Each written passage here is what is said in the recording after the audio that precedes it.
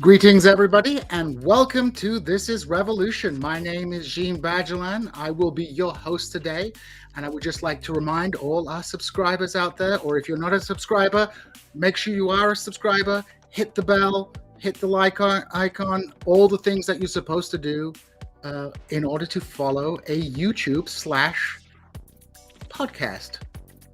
So, I am in today for your usual hosts. It is Christmas time, although this is a pre-record. So I am speaking to you all from the past. And I'm very excited today for our show because we have a very special guest and a very special co-host. So before we get to our guest, I would like to introduce our co-host for the day. He is the bad dad of the left. He is Doug's Lane's mortal enemy. He is Cedar Varn. Welcome, Varn. Hi. How are you doing today? I'm doing good. You're getting good at your NPR voice. So, I'm trying my best. It is a learning process. I would say I am not quite there yet because I totally forgot what I was supposed to say at the beginning. But it is great to be hosting tonight, and I'm really excited about our special guest today. So without further ado, allow me to introduce a guest for today. He is the Regent, Jason Myles. Thank you. I am so much of a guest today. I'm interfacing through the show, not through the production interface. I'm actually on the guest side of the show, so I have no control of moving the screen or doing this. And this. I need to get my own soundboard eventually so that we can have soundboard battles. I think Varn, you should totally get a soundboard. You have to get a soundboard there. Yeah, you need a soundboard for Varn blog, definitely. I think it would be very helpful. It would definitely improve your production. Well, the reason I'm hosting today is because we actually want to discuss a piece that Jason has written. It is a piece that he's published on Medium, so I'm just going to put that up on the screen. You can check out Jason's piece in Medium, and basically, it is a piece that is discussing the question of left media, the culture wars, influencer culture, and the grift. So, before we go on, Jason, could you tell us a little bit about the piece you wrote, why you wrote it, and what's the thesis? I wrote the piece. So originally, I was trying to write part 2 of a piece I wrote about using punk music to talk about different political movements, and I'm all getting ready to write part 2, and I actually went on Sam Cedar's show to do that, and Djene had said maybe we should get Sam on our show to talk about left media in general.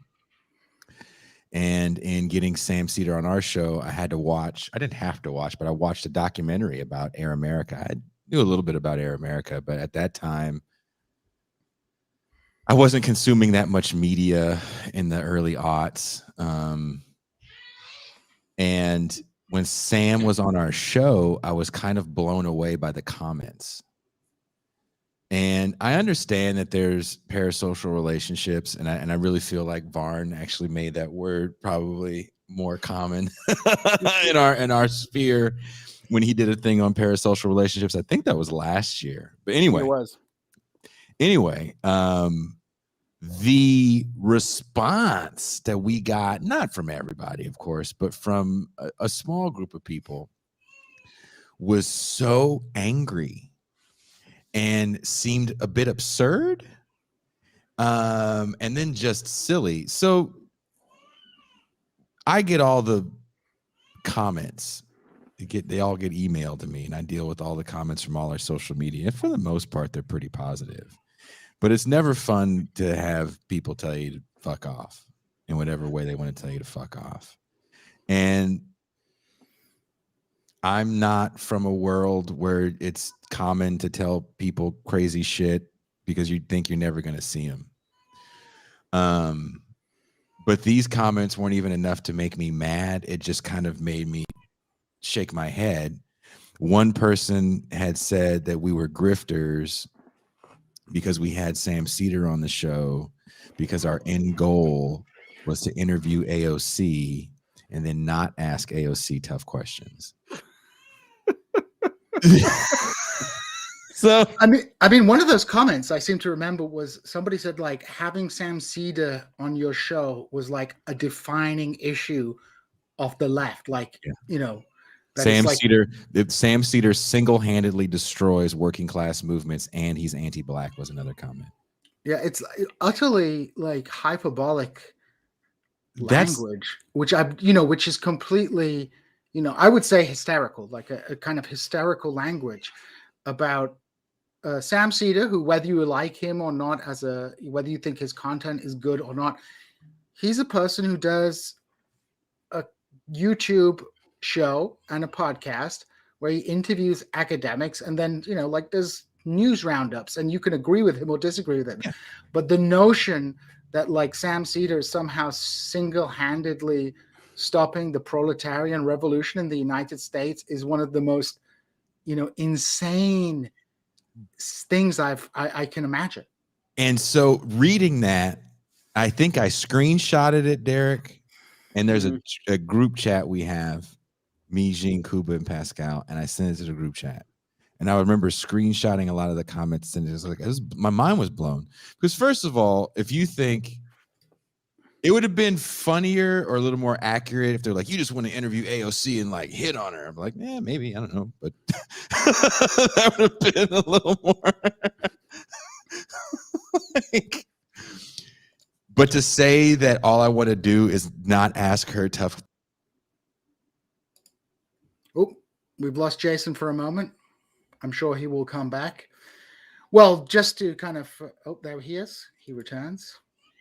Sorry, I didn't have any connection issues for the other pre-record we did, and I didn't have any connection, and now I have them. But it to think that that's all that we wanted to do, and that was going to be some sort of benefit to us, that was going to be financially beneficial, because ultimately you're assuming that there's a financial benefit to doing that, is extremely foolish, because the return really isn't there, because a lot of things have to happen. Derek knows as well as any of us know, just because you may have a more popular person on your show, you're probably going to get a few more views. Maybe you get a super chat or two, maybe, but a lot has to go in to that person retweeting your show and really talking about being on your show and shit like that. So a person like AOC goes on a bunch of little bullshit shows. She's not going to really give too much of a shit about coming on mine. I'd be lucky if I got 10 minutes from someone like that. And then they move on to the next thing. And there's just no real benefit in that. And to be so delusional that you think of the world strictly in terms of your imagination of what podcaster wealth must look like it was funny to me, because it reminded me of music and listening to kids talk about bands who they thought were successful or rich because maybe they had a video on MTV at the time that was still a thing, or maybe they saw them on a big tour and they assumed these people were rich, and they had no idea that these guys are like, painting houses when they're not on the road, or they work 9 to 5 jobs when they're not on the road. So that whole thing, it made me go, I don't like the term grifter, because I don't think people understand the term grifter. So I went and rewatched the movie The Grifters. I've never seen that movie, but I just want to kind of follow up on a point that you made. It's like, obviously there's a correlation between, fame and wealth, right? That, those things can go together, but it's by no means a one-to-one correlation. There are plenty of people, working in the podcast sphere, working in the music industry, working as actors, working as relatively successful writers who, maybe at best. They have like a middle class lifestyle. Maybe they do it to supplement, as kind of extra on a day job. But just because you see somebody on the YouTubes, just because you see somebody even on the television, it doesn't necessarily mean that they're making a lot of money, and especially in sort of left YouTube, right? If you want to make money doing political commentary, you go to the political right. On left YouTube, you may be successful and hit it rich. You might be, like a Hassan Abi, or I don't know who else, or Chapo. A Chapo or something like that. But even with like somebody like Hassan Abi or Chapo, like they had like a built-in advantage because of their connections to pre-existing media infrastructures anyway. Right. It's like these guys didn't come out of nowhere. I'm not saying they don't have talent or what. But it's talent doing what though? Like when you speak to Hassan, and I'd love to hear Derek's response to this. And this isn't a slight on Hassan. I don't know him, but I think Hassan is the epitome of the left internet influencer. I mean, there's a reason why he's on a platform like Twitch, a platform that was made for esports, people to sit there and watch people play video games. Hassan is the equivalent of, from the little bit that I've seen, watching somebody play video games. One thing that is going to come up as we talk about it today with me is I think a lot of this is kind of downstream of the media theatrics around the culture war, and we'll get to like what I think is going on there. But I also think people have to really know both the background and how hard you can work and not make money. Like someone as famous as Ben Burgess is, as a left media personality, I'm not going to out what he makes, but I can tell you that I'm a public school teacher with 15 years experience and I make more than him. And I know that for a fact. We've talked about it. So even someone with a relatively wide birth name recognition, gets on cable news a fair amount, can basically turn a middle-class lifestyle. The exceptions are people who come out of media backgrounds. That's not true for every person involved in Chapo, but it's true for at least two of them. And I don't know, a profile in the New Yorker and some power backers and some relationships to things like Gawker before that really do help. The other thing I could say is I've been doing this for 10 years, and I don't think there's been a year that I've made more than 10 grand off of this. And for most of my career as a podcaster, I think I lost something like $500 in maintaining it until Chapo happened, and then we were able to finally start turning a profit. Now, if you think any political action for a profit is a grift, then yes, we are all grifters, but then so are the people you like. I was telling you my theory about this, which is a little bit different, but similar to yours. I read your piece, and I basically said to you privately, I think I maybe said it to you publicly, I wish some of these people were grifters. They would actually probably make better, more rational decisions if they were totally self-interested. But what I think is actually going on is people are frustrated with prior investment syndrome, for lack of a better term. The idea that their investment into a politics as an extension of their self has led to their need to monitor that is very similar to the same dynamic, and kind of frankly has the same stakes as people's investiture into taste as an extension of their self. And thus, like, it does rhyme with scene wars in music.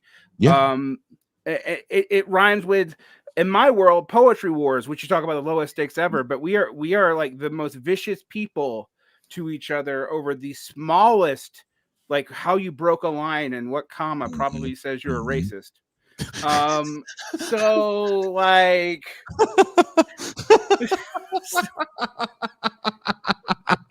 so and I'm only kind of being sarcastic, but I do think we have to look at why it would feel that way, because in a lull in the political milieu, and I think we all have to admit the Biden period has been a weird lull for the left because it was so invested into Bernie beforehand, and now has spun out in 1,000 different directions. To maintain itself requires energy and or money. And that's going to seem like a grift, because the more you are involved in the media scene, the more you have to make certain trade-offs. What I find hilarious about this is this has been true for 100 years, and it was not just true for people we would consider insincere actors or demagogues or anything like that. It was true in the SPA, having to maintain its funds and having to take some weird positions to do it. It was, and having to court people who were famous, like for example, Debs. We've had our discussion about Debs before. I was even on part of that episode, but like Debs became kind of a celebrity cause for the SPA to keep people invested in it. So even though Debs was a far more heroic figure in the history of socialism than a lot of the people we might be talking about today, there was still a lot of resentment of him within the SPA, because he was such a celebrity figure, even for the 1920s, before we had much mass media. And so this dynamic is as old as the left has had access to the media to be. Well, that's an interesting thing to talk about, the turn of the century and the advent of Hollywood. And I believe the writer's name is Kurt Anderson. Is he the guy that wrote about nostalgia? I think that's his name. And he talks about, before Hollywood, you had to do something great to be famous. Fly across the goddamn country, write the great novel, be a war general. You would have to do something great. And Hollywood really changes that, because what makes you great in Hollywood? You're the prettiest, right? Because we're talking about silent films. Sure. So go from 1920 to 2021, 100 years later, it's magnified with social media, the internet at your fingertips, and now an influencer culture,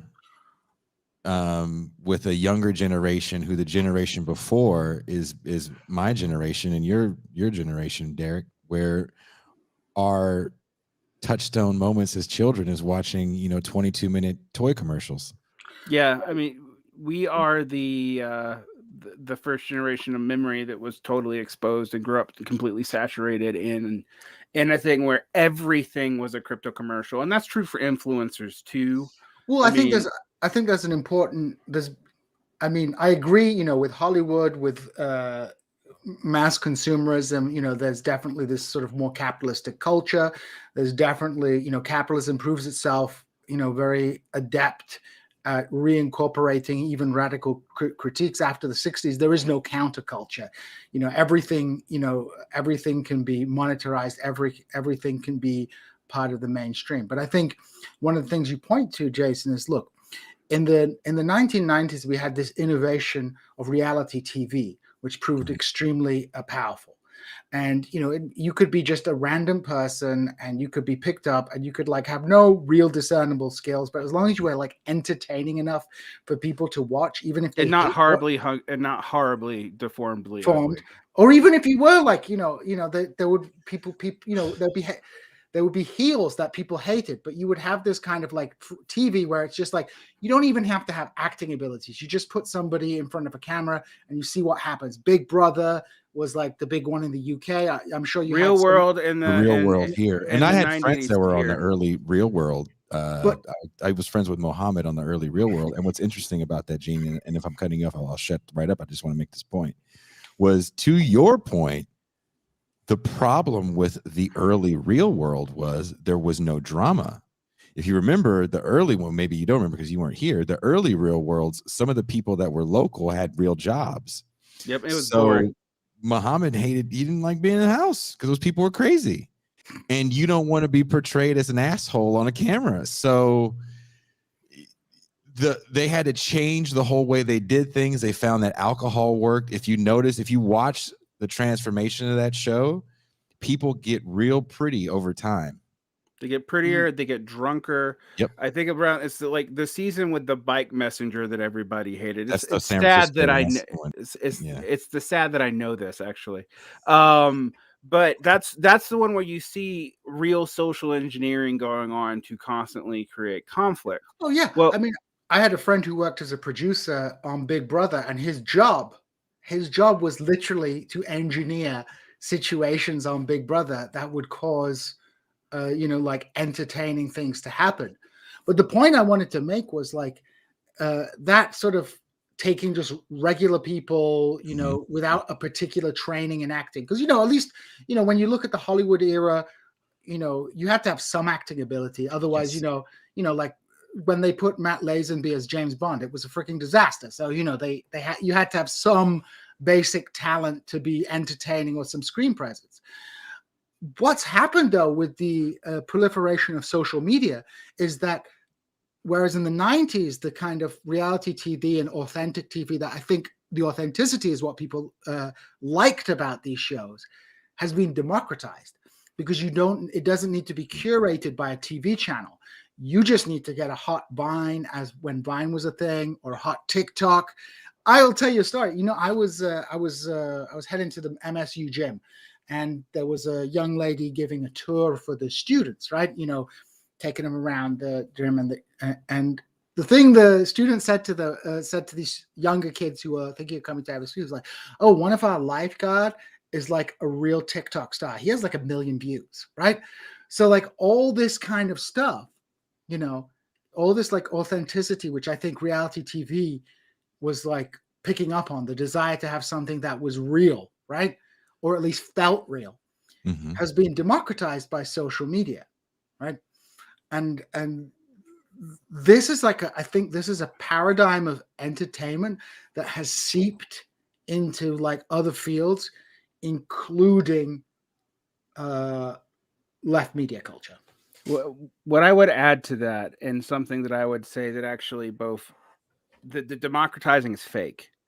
Pareto distribution actually completely holds to influencers, just like it does to almost every other media field. And what Pareto distribution means is that 20% of the people involved really benefit.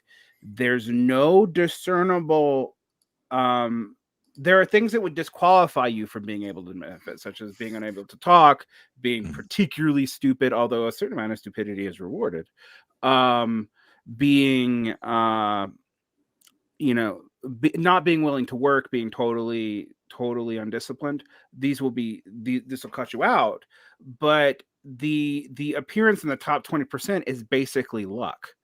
So once those factors are taken in, it's luck and who you know and what support that you have priorly. That's true for influencers as well, because what you will find with a lot of influencers now is they have backdoor hidden corporate sponsorships. Just like the idea when Patreon came on, that there was this organic movement of left podcasters, and then we have this over proliferation of left podcasts, which I have lived through. When I started podcasting as a left podcaster, there was 5 that were not Pacifica radio shows.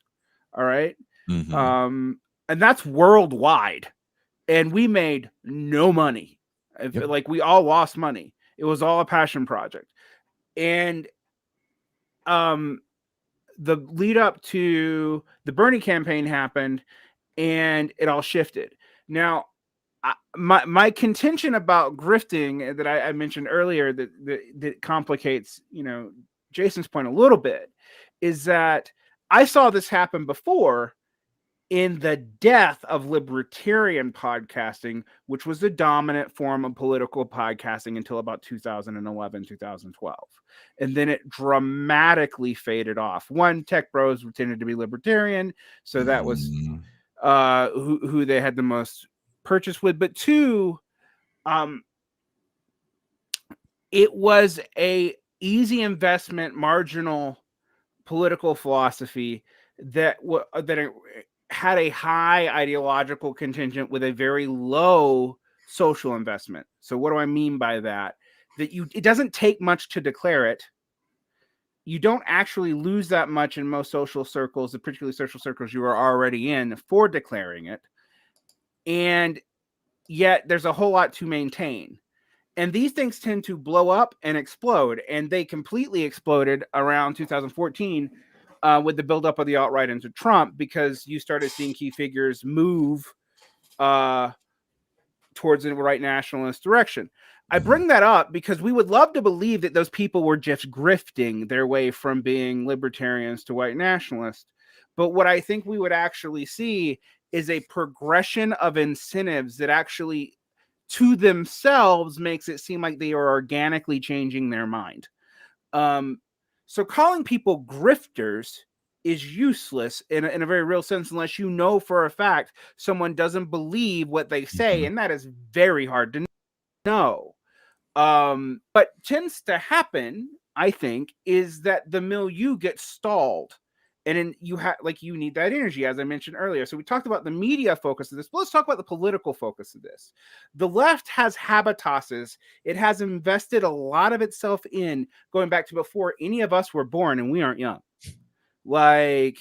So at least to the early 1960s. And this is tied to media culture. But so you would have sectarian groups emerge in the new left that had a lot of investment, that, they split for a bunch of reasons. They would have these media projects that were actually all very niche, because the technology meant that producing media was super expensive compared to now. But with all that said, you still have these divisions and these need to keep up this momentum, particularly after the seeming break wave of 68 in Europe, 69 in the United States, where there's all kinds of momentum. And what happens is people get addicted to maintaining these media forms, or they get addicted to something else, which is basically going and picking fights with the cops, so that you have the rush of legitimacy that you had in those initial real organic protests.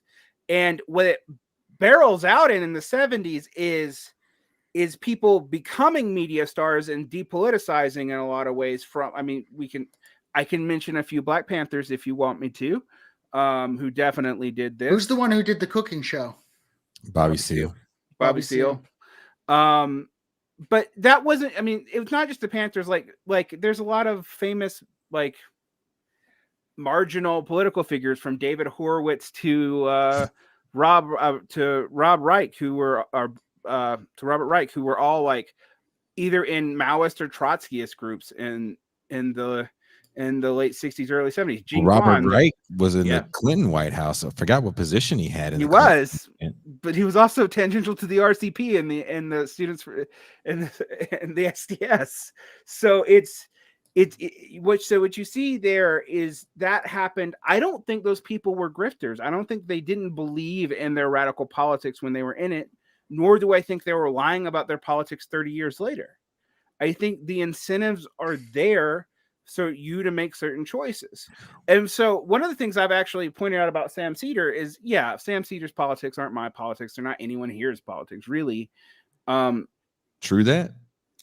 But to attribute a YouTube show and a guy who is and this is going to sound like an insult, and I actually don't mean it to be, but the less successful party of a guy who was on a show with Mark Maron,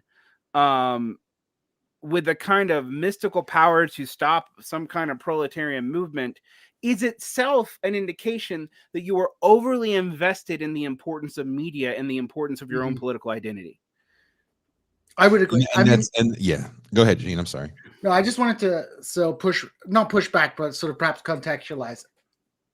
I said sort of the democratization, the shift, the rise of social media leads to democratization.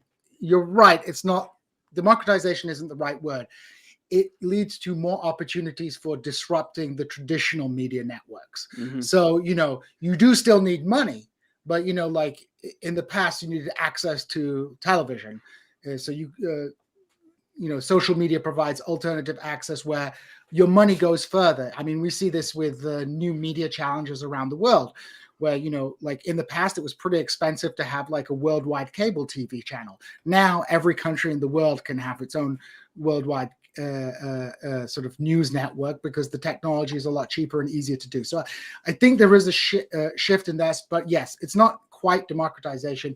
It's more opportunities for disruption, and the disruption of the kind of media monopolies that existed in the past, because the technology is just easier, cheaper, and you can sort of, which of course brings around its own problems, because it leads to this fragmentation, and it leads to the creation of even greater media bubbles where you are in a bubble where you actually think Sam Cedar is like the bad guy of like the universe. And that boils down to like a way that you have to view the world, and you're constantly viewing the world through a very bourgeois capitalist good bad binary. And if you think Sam Cedar is bad because he didn't like force the vote, how did he then kill a working class movement? Let's just say you think force the vote is a real movement outside of the online world, which it wasn't. How does he kill that more than the pharmaceutical companies or private insurance? Or even something pathetically small like modern media that's got yeah, and who didn't even talk about it. It wasn't even a talking point because it was such an online phenomenon. And that whole thing, again, it really blew my mind, because it let me know that regardless of what I think I'm doing with the show, I'm talking to people that may have a relationship with me parasocially, and maybe they're missing a certain point. Maybe they don't understand where I am politically. Maybe they don't understand maybe even where they are politically, like realistically. When I did music, one thing I didn't like about music was that, you know, people are always posting pictures of their shows from the perspective of like, look how successful I am, look how good I'm doing, look how fun my life is. And I never liked that, because touring is hard and there's fun aspects to it, but you know, it sucks when you're playing for the bartender. You know, knowing people that would take, if they did get a good opening gig, they're taking pictures of the headliners crowd and not their and not theirs. Like that's a bit dishonest. And there's a lot of that to a certain degree in what we do, where there's some level of overstating little milestones you may be having to seem like you're more popular, which to me seems like a bit of a waste of time. I was just recently talking to Doug, and we were talking about this, and another thing that was a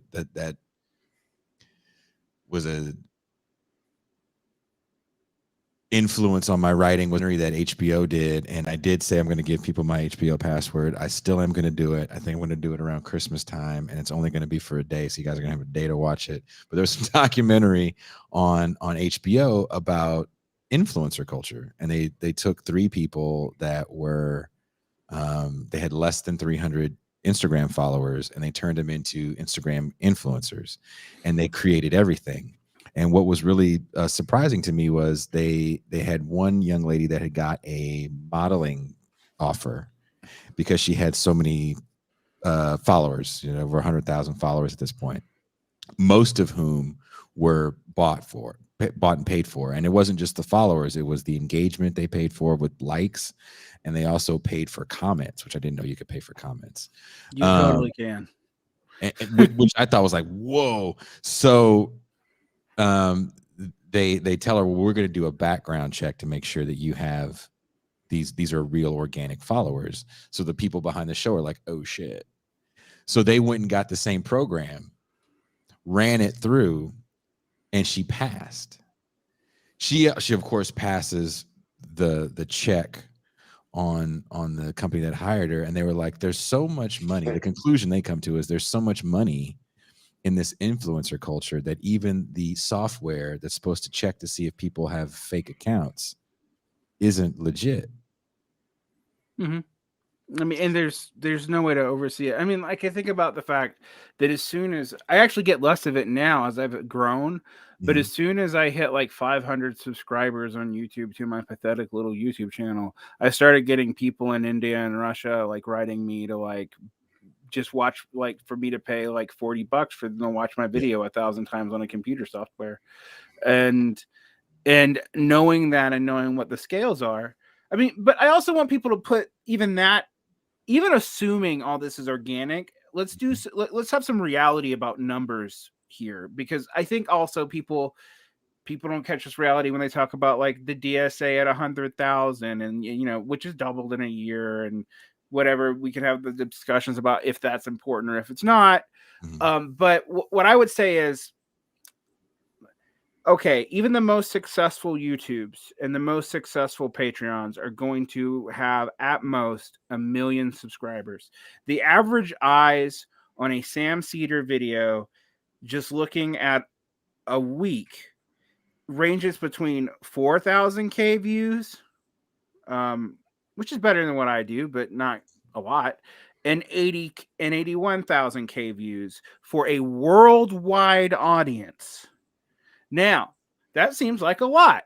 I mean, it would fill up a football stadium if it was live, plus some. However, here's the population of the United States, 320 million.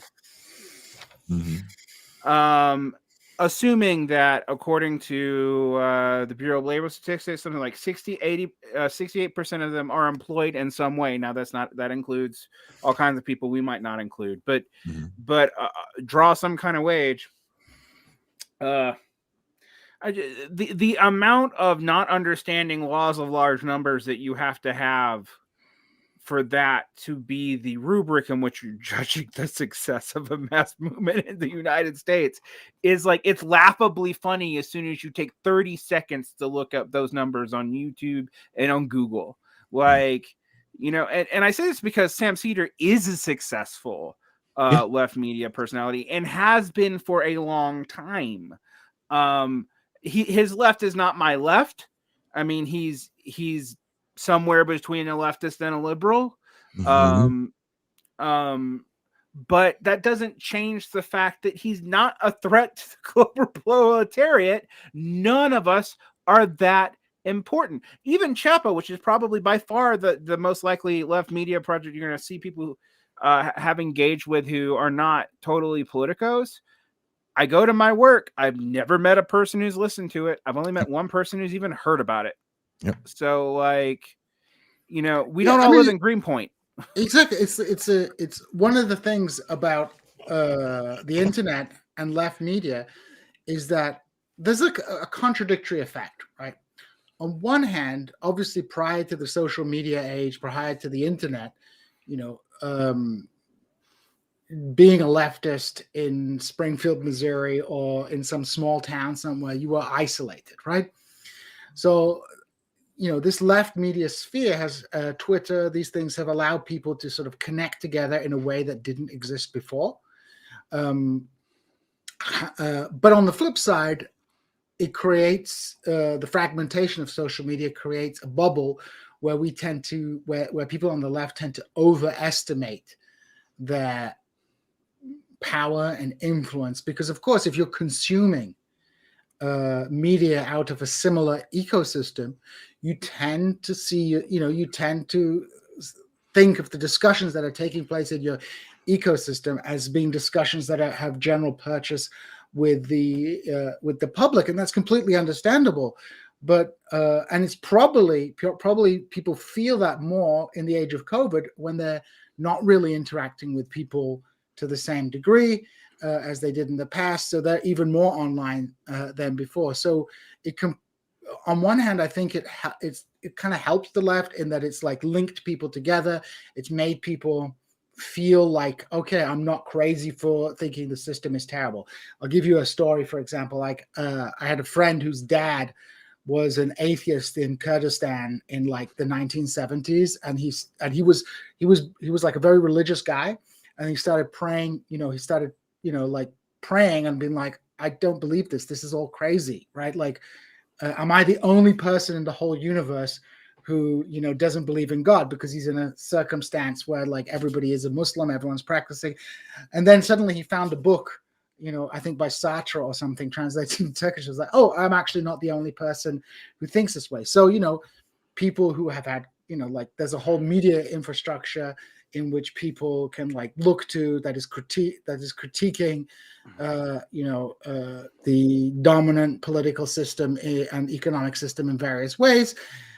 And that can be seen as a positive thing. But then I think the flip side is that people get drawn into that, and, people get sucked into thinking that their consumption of online media is their left-wing politics, when it is not, right? I think one thing that we're clear about on This Is Revolution is like, we provide entertainment to a certain degree, and we try to provide some entertainment, some levity, and some education at the same time. We're not trying to do political activism, because I don't think any of us would see doing political activism via the YouTubes as being No, you can't. meaningful. Look, if you're doing this, you're not an activist, because activists they'd go out and do activist shit. They're organizing. They're constantly trying to strategize. They have a plan. There's projects they're working on. And I say this because I'm friends with some real deal activists. And sometimes you don't see them most of the time, you don't see them on my show. I may talk to these people quite often. You'll never see them on the show. It's not something they want to do, because they get shit for it. Right. What are you doing going on that show? You're one of those now? Yeah. I mean, I was actually talking to my partner, is more of an activist than me, and I have been an activist, and those worlds are so completely different. Just like, I do union work still. I'm a rep, and this does not really overlap with that at all. Yes, the same perspective informs both, but I wouldn't also be going out and interviewing my fellow union members unless I thought it was going to help an actual cause, because otherwise I am profiteering off of something that I think is super important in my daily immediate skin in the game life. So, and when I say that, that is not to say that what we do is of no importance, but it is to say that it is not the same thing as doing political activism or activism of any kind. Mm-hmm. I would also sometimes I'm going to take this a little bit broader, though, than just this problem with the left media. The investiture of people's identities into their political positions, to my mind, functions very similar, frankly, to religion. And I know that's an uncomfortable thing to say, but no, I agree with you wholeheartedly. And I remember there was a band, maybe you remember them, Derek, maybe you don't, a band called Zayo. I vaguely remember them. Yeah. Late 90s, early 2000s. They were a Christian hardcore band that kind of, I don't want to say they started that shit, but they kind of started that Christian-y metalcore shit that was so prevalent in the aughts. You know what I'm saying? And from a bit of an underground perspective, like the Solid State Records, if people remember Solid State Records and shit like that. But I remember them saying that they didn't want to be a Christian hardcore band, because they said, who the fuck goes around and says, hi, I'm Sally, I'm your Christian teacher, I'm your Christian plumber. Right. And they didn't want that to be first when describing their music. But now your political affiliation has to be first. I'm an ML. I'm a full-on tanky, or I'm a sock dem with ML tendencies. It's like, Jesus, you sure do want to put yourself in a box, don't you? Yeah, it's actually, to me, that is a sign, not that engaging in fidelity to a political tradition is necessarily bad, but that's the first thing that comes out of your mouth. Then it is a sign that it is a scene identity for me. Mm-hmm. Like that this is a scene for you, that it's about the reinforcement of your own social and moral identity as much as it is about a politics outside of yourself. And I say that, with, like, I have a very anti-sectarian bent in some ways, and then other times I'll tell people, yeah, but I'm a sectarian of one because I believe what I believe and I will fight you over it. Mhm. But if I really believe in politics as an expression of social will, all right, that is not just an imposition of power from without by a gun, or which is also makes it sound like I don't believe this would be violent, and it probably would have to be, but that I must believe that there are a wide range of acceptable opinions and belief systems for an actual politics to work, because when you see real political policies, polities in the world, even within a fairly homogenous one party state like, say, the PRC, there are massive divisions within it, and Yep. they still function. So the idea that there would be no political friction within a like-minded political group is utopianism in the worst sense. It's basically just wishing that the conditions that lead us to have these divisions, which are not all even within our own control, frankly, would just go away, so that we would have nice, clean identity markers. And that's not the world I've ever lived in. I think if you were to take a sampling of, like any of us, if we were to try to put together a political program, we could probably do it. But there would be like asterisks on each thing where one of us had something snarky to say. I Like, think, but I don't know what you guys think of this, but at least for a certain section of, let's say, this new wave of leftists who've like moved lefts since the Bernie campaign, right? Yeah. Who have been politicized by the Sanders movement, who've become consumers of left media. And obviously, this is not the entire activist left or anything like that. It seems to me in the past, sectarianism within the left was a result of, ideological differences, question of the Soviet Union, anarchism, Maoism, Trotskyism, social democracy, and things like that.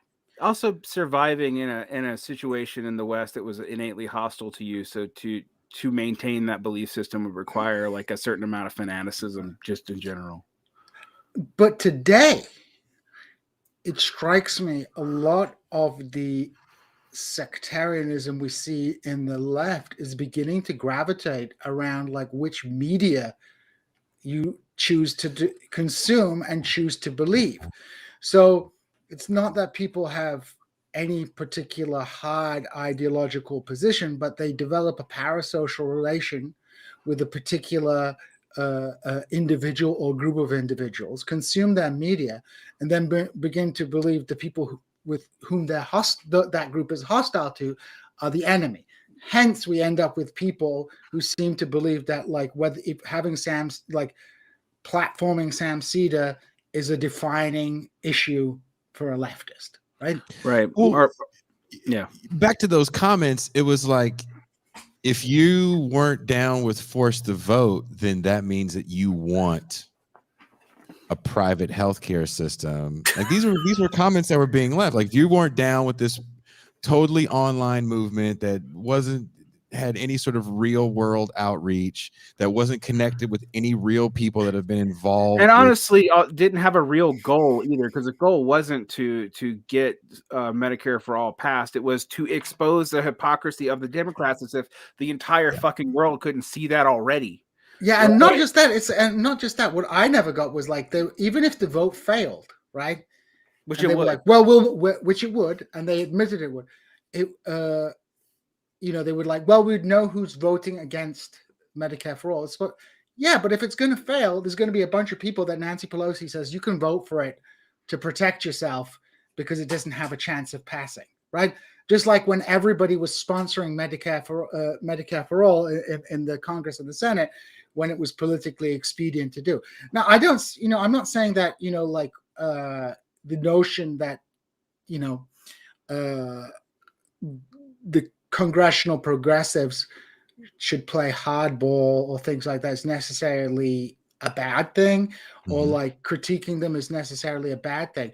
I'm not even like, I don't even want to actually get into the really, and I just did, but getting to the sort of utility of forced vote. There may be good arguments for forced vote as well, but it just seemed it seemed to devolve into a personality. A personality politics, which, you know, like, and I'm not going to based on people who used to work with each other. If we're completely, it's just rat beef. It was rat beef. Or even if it wasn't, it became rat beef, right? Even if it wasn't, it devolved into a kind of which social media celebrity and which social YouTube channel do you like the most, right? And let's keep this in context first for one hot second too. I don't think this happens without COVID. Without COVID, that whole thing wouldn't have happened. Because no one could do anything else other than what, you know, the Floyd protests were the only other manifestation.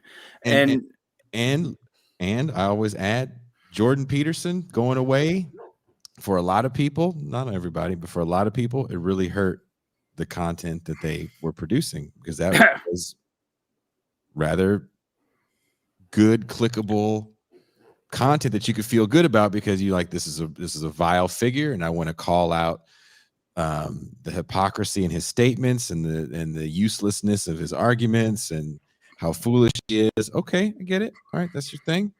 But when he goes away, and when kind of Sam Harris goes away,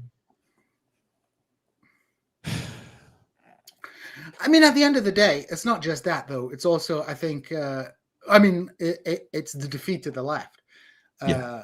Corbynism in the United Kingdom and Sandersism were defeated, right? But they were defeated partly because of these tendencies. Because if you were looking at objective things on the ground, it was impossible to not notice that that even in 2020 in particular, that the Democrats had a weak bench, and that they were divided, and thus it looked like Bernie could pull off something like Trump did, where you had a bunch of centrists who stayed into the race way too long and kept their vote divided, and then later on maybe you would have a consolidation. But that wasn't really in the cards. And people overestimated how much of the Bernie vote was actually just the "I hate Hillary Clinton" vote. Right. Yeah, particularly in the upper Midwest. Yeah, she's like super despised. So people, you know, like, you could imagine a scenario where he might have fluked a presidential win, but even then, without a friendly Congress, you know, like his political agenda was kind of stymied from the beginning. You know, I think overall, you know, it might have been good to have a Sanders president, but to think that would have been a panacea for the social problems hitting the United States was a thing. In Labor, the challenge was more serious because of the nature of the parliamentary system, but also the kind of assault from the establishment was, you know, was vigorous. And to that point, you know, you did have a lot of, you know, I think more so post AOC and the for women's win, was it Ilhan and Rashida and I think it really coalesces around when you see Cory Bush. Yeah. But you know, let's just go back to 2018 when they win those seats. Everybody starts calling them socialists. Maybe they play with the terminology a little bit. And then you get more progressives and socialists, self-proclaimed progressives and socialists, running for federal and small local offices. A lot of them lost. You did see a lot of them making the podcaster rounds, which is kind of interesting when you think about it. Because if you're running a localized campaign, a podcast is a very weird way to do it. Weird way to do it. It's a very weird way to do it.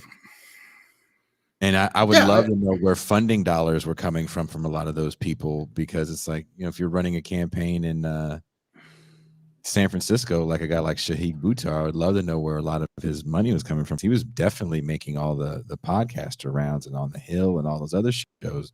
But here you have a person that's trying to take out probably the most powerful person in Congress, in Nancy Pelosi, and doesn't get a whiff of the votes that it would take to unseat her. And he became a victim of like leftist YouTube beef with an article that came out about him on The Intercept, actually. That Glenn Greenwald actually defended him when he was still at The Intercept. But it makes me ask the question about where people's priorities are if you despise Nancy Pelosi so much. Well, here's the guy running against her that allegedly has a platform that is right up your alley. Well, just like liberals, right? Like one of the pathologies of like liberals in the United States is their obsession with national level politics, vis-a-vis, the Republicans who play a much smarter game. Like, you can there are many you can cry about the American political system all day long, but it is what it is, right? Yeah, whining about abolishing the Senate when you don't have the power to even win the Senate is kind of funny. Yeah, so I agree with most of the criticisms about American democracy, but the problem with liberals is, of course, they always think that you elect a president and then they can all go home and it will be fine, whereas the Republicans, they've all read their Gramsci and they're playing war of position, right? They're like they're seizing. They actually really have. I mean, like one thing that I when I was on the conservative side of things 15 20 years ago, they would they were the people telling me to read leftist strategic stuff, not leftist. I mean, this was back before all this stuff was popular again. This is like, around 9/11, and I'm like, the fight was between what would probably become now the beginnings of Trumpism and the paleoconservative movement versus the neoconservatives. But there was this whole focus on like, do community building like Phyllis Schlafly did with Saul Al-Kalinsky, because Phyllis Schlafly used Saul Al-Kalinsky way better than Saul Al-Kalinsky did. Which, by the way, there's reasons for that materially, even that Saul Al-Kalinsky's would actually help the right more than help the left. That's a whole nother day. But also like use Gramsci, use cultural hegemony, make sure that you polarize people through culture war stuff, because you can never deliver it, but people will be highly invested forever if you do that. Yep. So like, and this is ironically what I would say is some of these people aren't cynical enough about electoral politics, and I mean this in a very real way, because I'm like, okay, force to vote, whatever. Build a People's Party. Sure, that's not going to be the Green Party 3.5 or whatever. But why do you think that you're going to have an ability to hold a politician accountable more than the people paying for their reelection campaigns? Because there's no evidence for that, and you actually know it in a person like Kristen Sinema. Right. Yeah. Who was a Green Party person? Who was a Green Party person? Who was a Green? Fought with the cops in Occupy. Like, this is the crazy. I mean, like, everybody's always on DSA's back about things, but at least one thing that DSA has been trying to do, however problematic, however weak they do it, trying to like run people for local councils and things like that. That actually is the smartest thing. That's the smartest thing that they've done, because like I think like the Bernie Sanders campaign, it mobilized a lot of people, but it also sort of it injected this liberal notion that seizing the commanding heights of national politics is the way to do like left-wing politics, that you can do it through. But they seem to think that we were both a Bonapartist and a parliamentary system, and we are neither of those things. So when people, like lots to criticize DSA about, but this idea that DSA, the thing DSA is doing with organizing to run for city councils as it's like foundational. If you're going to do any electoralism, this is where the energy should be directed at. And that's where like your municipality, like, you know, your police budgets come from, and your housing, and you can policy deliver, comes and you from. can deliver at least something to people. But you know, you can deliver concrete gains. I mean, you know, like for all, there was the sewer socialism that they used to have in the United States. Again, you know, reformist or problematic depending on your perspective, but more effective at least at counterbalancing sort of right-wing politics. Well, so they got chased to Canada, but whatever. But you know, this is I think another, like, one of the problems with the existence of the online left is that it directs political energy to a national sphere, right, rather than a local sphere. And Well, not because you're only on the that, internet, right? because you're on the internet, and not only that, it means you get a whole load of fucking people, whether they're doing it as a inverted comma or grift or not, in Canada, in Britain, in Australia, whose entire political discourse is nothing to do with where they live, is all about like the latest AOC scandal. Yep. And you know, some people it's not even like serious political analysis of America or China or any of that. It's just like it's just AOC did this, AOC did that. And you know what I find striking is, like, you could say that those people are cynical, you know, like the Canadians who talk about US politics all the time, the Brits who do it, the very, very I mean, they do make up a large section of the American conservative punditry historically, actually. It's like Brits and Canadians coming over here being the smart people for the American right. But yes. But I don't think in every case it's necessarily even that that's a deliberate choice. It's just they get dragged into this huge kind of political tumult, which is like interesting, right? It's like more interesting. It's more exciting. It's like, it becomes like WWF wrestling. For people, that it's interesting when you don't care about your own. I think that leads in more to what I was talking about with the whole influencer thing. If you want to be an influencer, then you want to, you know, you don't want to create a brand. You want to, I wish I could influence for such and such brand because they got all the money. So if you're trying to get on YouTube, and I don't think you don't feel those ways about the Democratic Party in the States, or maybe think AOC did do something foolish or isn't living up to her progressive bona fides, and you want to comment on it. That's interesting, I guess. But I find it very, very fascinating that a lot of these non-Americans never really got into the atrocities of the places that were happening where they lived until it became an American story, like i.e. the schools in Canada.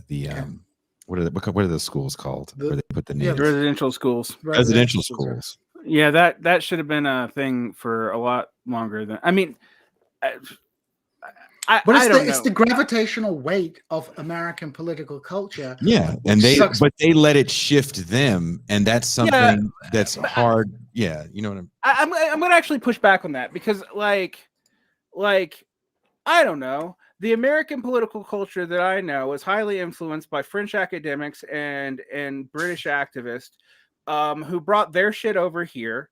And when we sold it back to them in our American ways, they complained about it.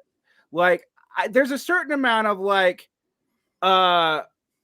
daddy's pissed off that the son is doing what daddy did that's going on with, particularly in the European and American context.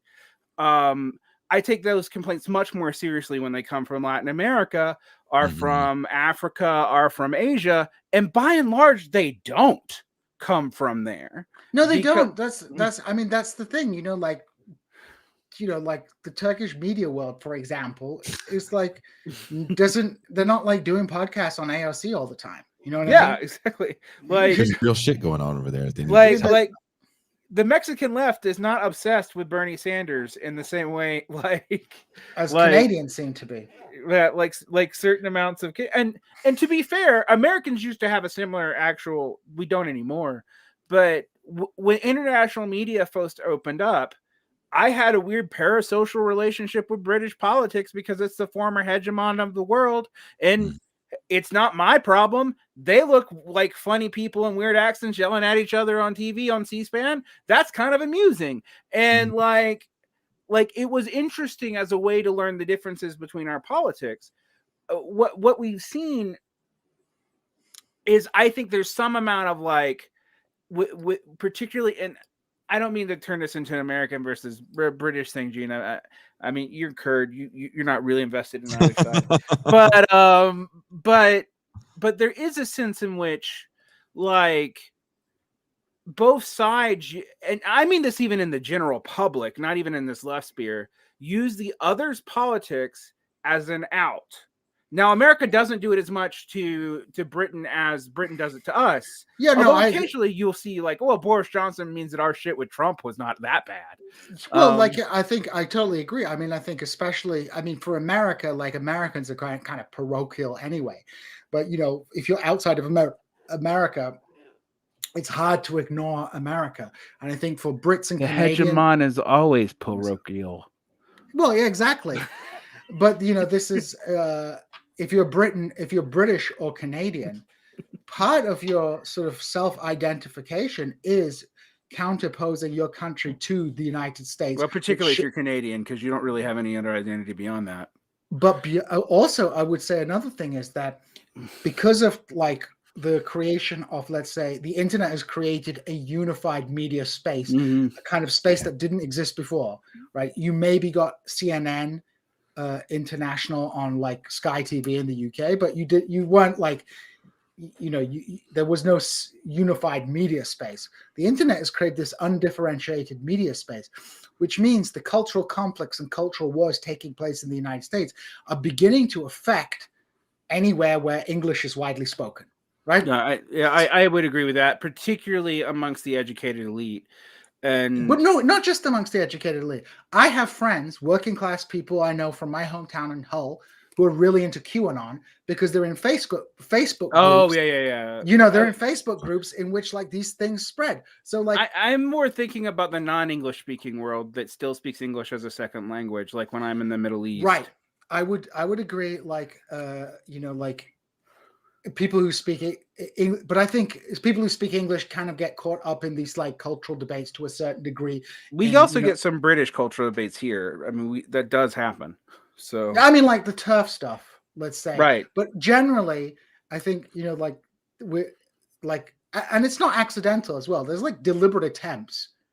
I mean, we had Professor Gopal, Priya Gopal, on our show, and you know, she made the claim.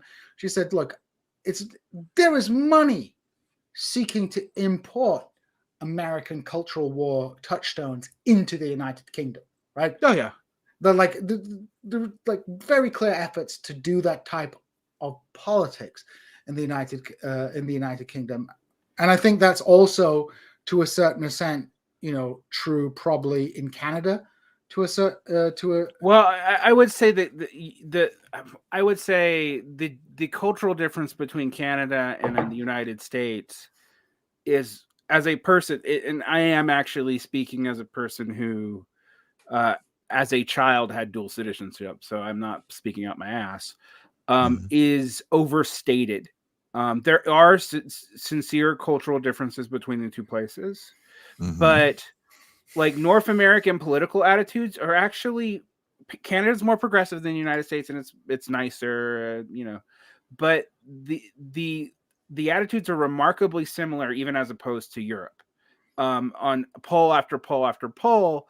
But part of the Canadian identity is that it is not the United States. True. It is British North America that is not the US. Yeah. So like counterposing, I mean, like it leads to weird defenses of stuff like the Queen, and how could we ever have a progressive policy towards the indigenous people if there wasn't treaties with the Crown? And I'm like, you could have a progressive policy towards the indigenous people by not being shitheads, I suppose. And one of the major differences between Canada is the political balance of power. You have like, there's no confederacy. There's no form of confederacy in Canada, right? No, but there is a Quebec.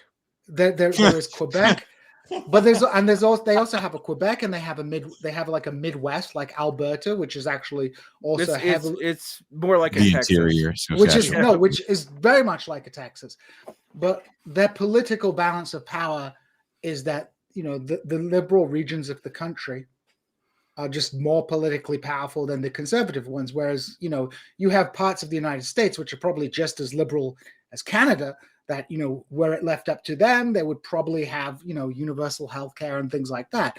But like the overall political balance of power in the United States is, you know, far more shifted conservative. Well, Plus, you have an electoral system and a political system which skews the country even more conservative. So, and you know, back and kind of trying to, you know, tail this back into our, you know, really what we're talking about, which is kind of this left media sphere. You know, I think a lot of people that I may not like their takes or not agree with their politics are trying to do good work, but they don't care about real issues because real issues don't get you to that level. Right. and Like they get radicalized. there's a UBI in California that no one really talks about. I haven't, maybe someone is, I haven't heard him talk about it. I was actually with someone recently that literally has to navigate through that system for her students that she counsels. She told me 20% of the students she deals with in a county that I would not think of as a poor county, a poor part of California at all, are homeless. Yeah, I mean, California is. But again, this is coming from the quote unquote nice part of California. Right. But that makes and that makes for her sense to to say me. that, for her to say that, and for her to say, she goes, you know how hard it is to get that UBI that they're giving out? She goes, I have kids living in, like, from cars to laundromats to, of course, couch surfing, and they don't qualify for that shit.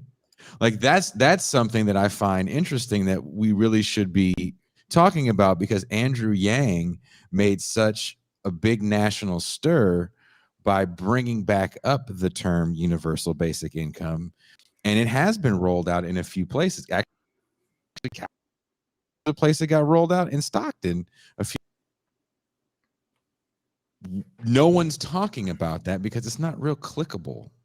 It's not real clickable. It's not fun. And the actual bureaucratic reality of it, because of the way we're federated in the United States, is also a fucking nightmare. So, like, Thank you. I mean, like, and no, really, and seriously, and you have to understand how that works. All right, and you might I have to read a few articles.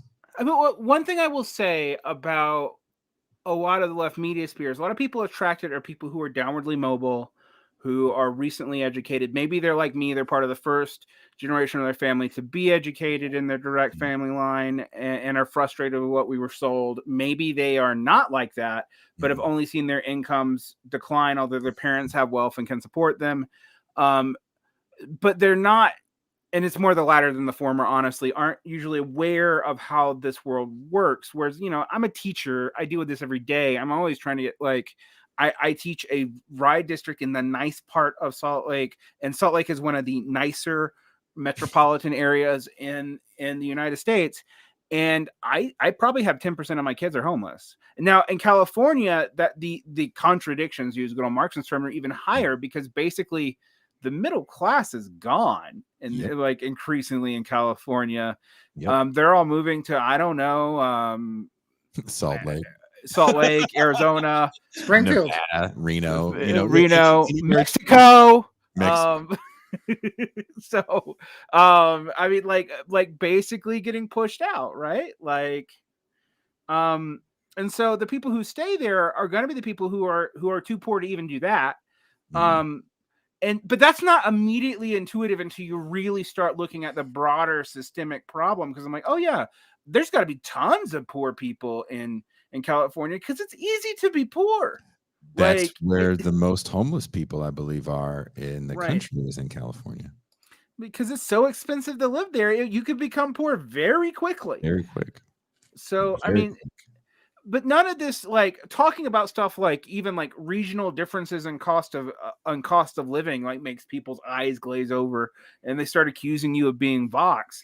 And so, like, you know, it's just a lot simpler and easier to produce content So let's say you have like trend leaders in left media, and then you have a whole ecosystem built up on commenting on those trend leaders, right?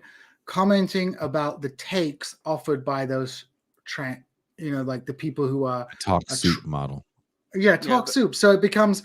There used to be this guy. I don't know if he's still around. No non-Gen Xers are going to understand that reference, Jason. Called Progressive Voice, right? There's a guy called Progressive Voice, and he was literally a guy, and I don't know if he still does it, but it was when Michael Brooks was alive, and it would be like he would do like Michael Brooks said this and this person said that, and it's like literally commenting on the comments of commentators, right? So it's like very removed. But that is obviously when people are consuming the left media as a form of entertainment, that becomes kind of like you said, I don't know, like TMZ This is a trend actually in American culture that I think people should look at. Actually, in world culture, I'm actually being too nice and limiting it to America. That people should look at that is bigger than politics. So I used to run a literary magazine that would publish new, fresh literature, even with some kind of big names. And then I'd publish interviews and commentaries on that literature. Also kind of big names, like we interviewed Jonathan Lethem and people who were big at the time. And I had a conversation with Jeff Vandermeer, et cetera, et cetera. Here's what I noticed. People never read the literature. They read the commentary on the literature. They never read the literature, the commentary on the literature. The click difference, even before you started getting into Facebook playing with algorithms and you paying for play, which started around the time that I really backed off of this, the click difference was like an order of 100 to 1. Jesus. The difference between commentary and the actual primary thing that we were commenting about. I've met kids now who listen to horror movie podcasts who've never seen the movies being discussed in the podcast, but have strong opinions about said movies because of the parasocial relationship they've had. Now, so this leads me to ask ourselves, if we want to fight this, we actually do have to look, and I've said this about the culture wars in general, not at whether or not this is good or bad, because it's bad, but that's neither here nor there. Like me saying it's bad isn't going to change a damn thing. You're going to have a parasocial relationship. If you already believe it's bad, you're going to agree with me. If you think it's good, you're going to scream at me. Like, I'm not that interested in that. I want to figure out why it's happening. What in our economic and media sphere has encouraged this kind of engagement, because it's not limited to politics. One, I do think Djene is dead on is national politics in the U.S. has become a worldwide media phenomenon. It's weird. Like I would be talking to cabbies in Egypt who barely spoke English, and they would ask my opinion on Trump and Hillary, like in 2015. But can I give you my Peter, my what really grinds my gears, everyman answer to your very, very difficult question, and hopefully Djene will have a more British response with bigger words and more context. At least a good accent. Great accent. Why do you think he's here? He's got like 5 accents at once. He's part Welsh, Kurdish, and he's from the mythical land of Irakistan. My take is, when I was having this conversation with a friend, I won't name him, because you have now, back to what I said earlier, people that they are the offspring of our generation, where we literally grew up with brand loyalty, and the proliferation of like more drive-ins and fast food, and we're also the kids that grew up with TV dinners. Like you could show a TV dinner to our generation right now, we'll tell you the brownie. we loved the brownie.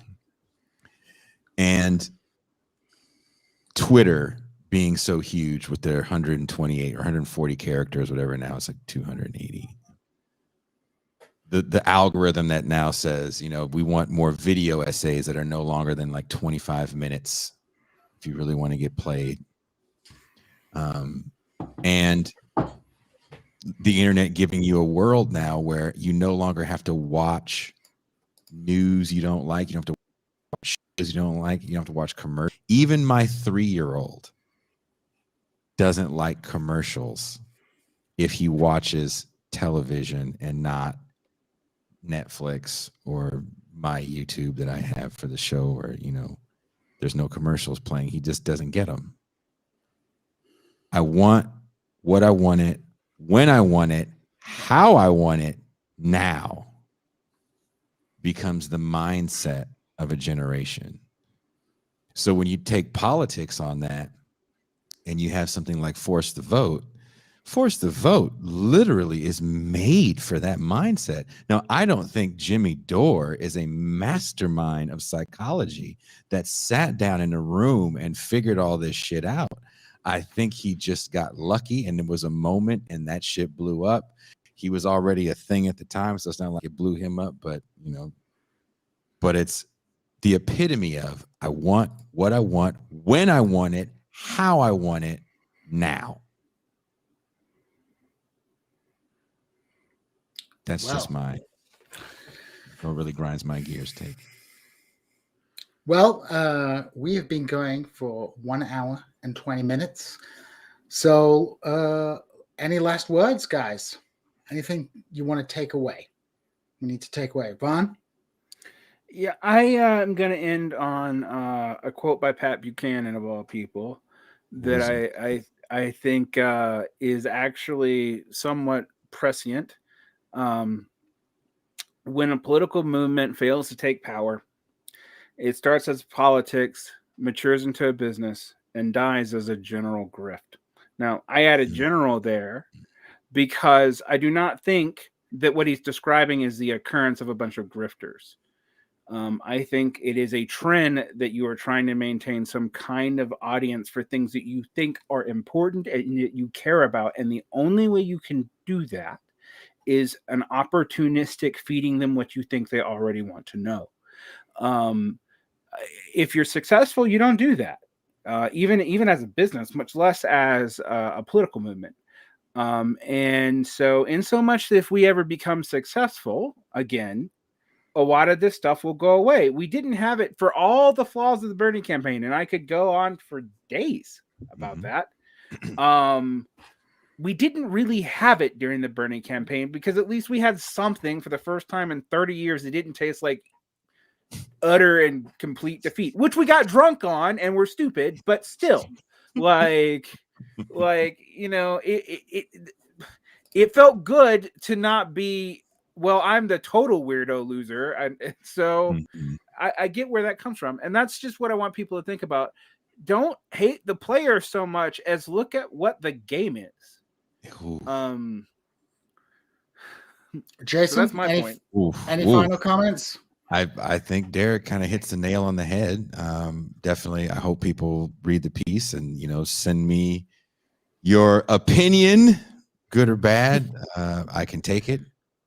Trust me. I'm fine. Jason, you're stopping the revolution. I definitely will stop a revolution. I will say this. I was on a show, won't say what show. Oh, the deep state got him. The deep state got him. It looks like the deep state got him. He was on a show and then he wasn't anymore. Damn it. His own show. All right. The deep state got you. Deep state was like, don't do it. Be careful. I just remember the hate that I got on live time because we were guests, so I can't take the chat off the screen, so we're seeing live time. And Pascal, for whatever reason, wasn't watching. Maybe he had another thing open, so he didn't see it. And then after he saw it, he was like, wow, those people really didn't like us. But I found it interesting that when I thought that their very kind of foolish plan didn't make sense and would get people hurt, I was getting yelled at. Well, and it was like, well, what do you want us to do? What is your plan? And that's another reason why I wrote this piece, because it frightened me, because I was like, wow, I'm talking to people right now that feel so defeated that they'll hop on anything that sounds like something. Mm-hmm. And that's frightening, because that's when fascism just creeps in real easy. Action. Anything, any kind of action. Any kind of action. I want direct action. And that definitely was another reason why I had to write the piece. And Djene was an editing force in the piece to, keep me in line and definitely help me with grammar. Because I did want to stay on task and really explain to people that I don't think everyone involved in this universe is trying to fool you. And I don't want people to think that this left universe is that financially advantageous. If everyone on this screen right now made a rightward shift, we would make real money. I mean, it would have to be a particular kind of rightward shift, but yes, there'd be like shitting on the left-right shift. Oh, fuck yeah. Yeah, that would make a lot of money. The Blaze would be full of color to say shit. Oh, I just, jerking that right now. Look, the golden age of being someone of Middle East origin, slagging off Islam is over, but definitely there's still a market for being the black person who says the left is evil. Yeah. This has been beautiful, but as they say, all good things must come to an end. Varn, Jason, thank you very much, and we are